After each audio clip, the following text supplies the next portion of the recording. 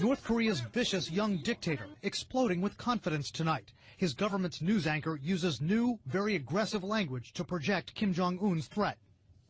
Kim Jong-un said we now have the clear capacity to directly and realistically attack American bastards who continue to attempt to invade the Pacific.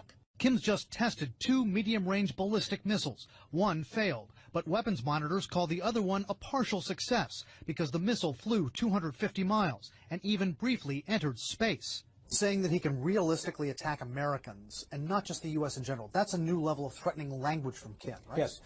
The potential for provocation and provocative language is enhanced by Kim by the fact that now he has the technology that goes to match the language. When Kim perfects the so-called Musadon missiles he just tested, experts say he'll be able to strike the Aleutian Islands in Alaska or U.S. military units on Guam. A U.S. intelligence official tells CNN tonight Kim's aggressive language, his celebration of this missile launch, underscores his regime's aspiration to be recognized as a nuclear power. Analysts say Kim also wants to fend off the threat he perceives from his principal enemies, who've just wrapped up a massive military exercise on his doorstep. He wants to deter America from even threatening to intervene. He wants to deter South Korea at the same time, obviously.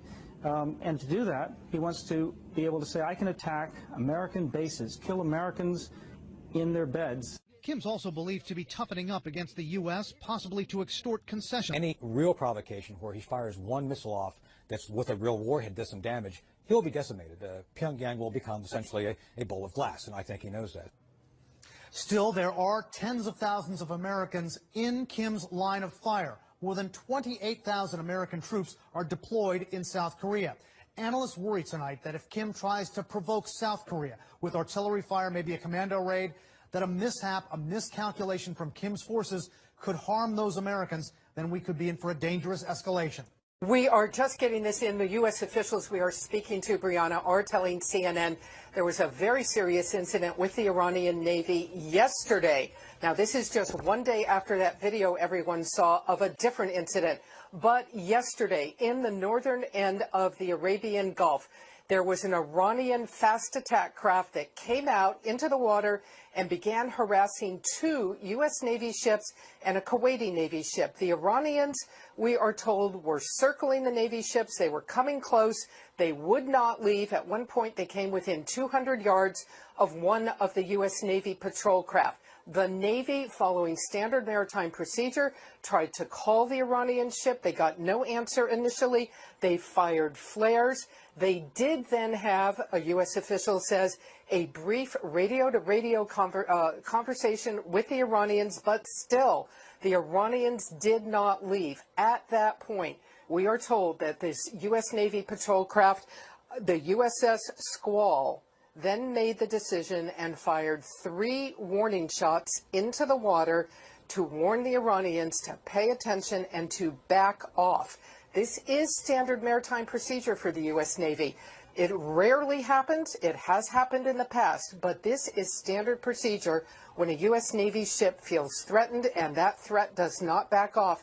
That is really the last resort before you take lethal action. You fire warning shots into the water. So just yesterday, 3 warning shots fired at the Iranians. And this comes one day after that video that we all saw that 4 Iranian ships, again, Revolutionary Guard Corps ships, came out and harassed another U.S. Navy ship. Perhaps the bottom line here is to note that the U.S. believes these Iranian boats belong to the Iranian Revolutionary Guard Corps. This is one of the most militant arms of the security and military services in Iran. This is not the regular Iranian Navy.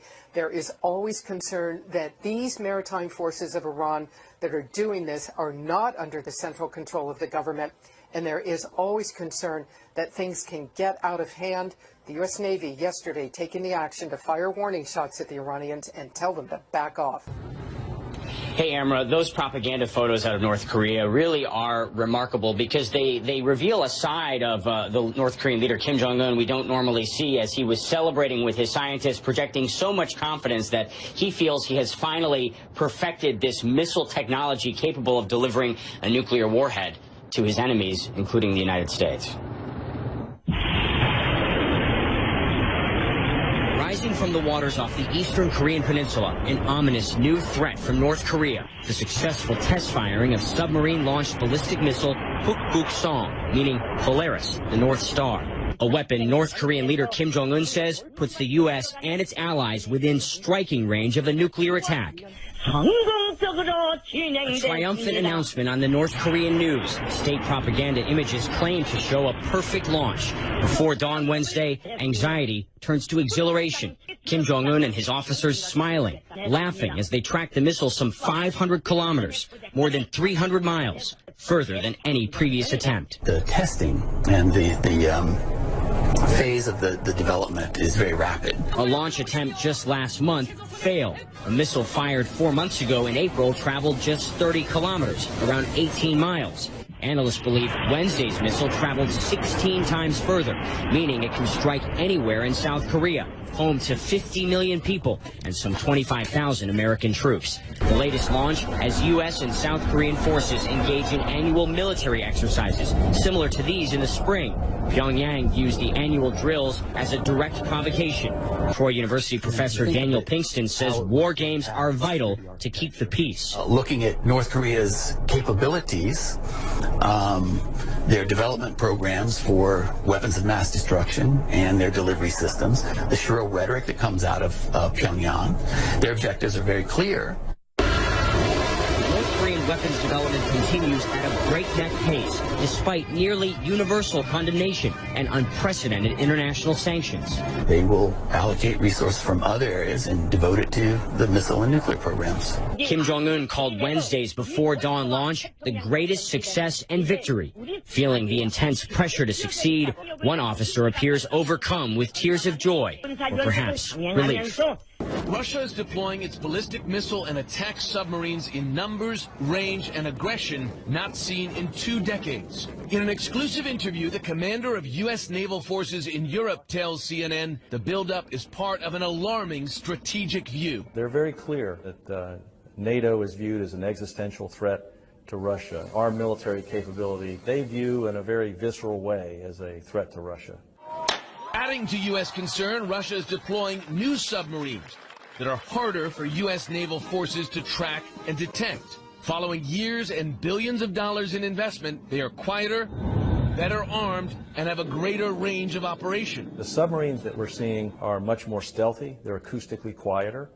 We're seeing them have more advanced weapon systems, missile systems that can attack land at long ranges. The increased Russian sub-activity is backed by a much broader military expansion. Russia is adding or upgrading some 12 naval bases across the Arctic Circle, expanding its capability to send subs in numbers through the crucial Greenland-Iceland-UK gap into the Atlantic and closer to U.S. and NATO territorial waters. Moscow has also newly stationed 6 submarines in the Black Sea, giving Russia new capability into the Mediterranean.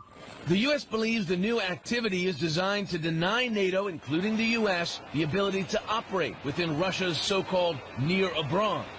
Increasingly alarmed by Russia's new sub-deployments, the U.S. and its NATO allies are launching new training exercises in anti-sub warfare and deploying new systems, including the P-8 Poseidon. These are sonar buoys dropped into the water to track submarines. The plane can be equipped with torpedoes to destroy those submarines.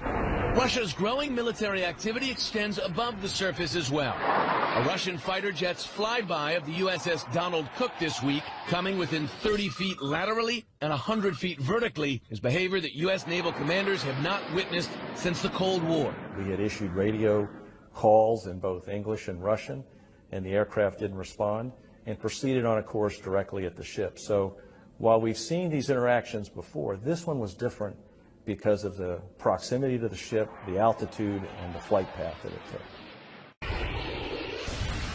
These are the big guns of Russia's modern army. The Iskander-M missile system seen launching a cruise missile during a carefully choreographed training exercise in April. And yet this is not NATO's biggest fear.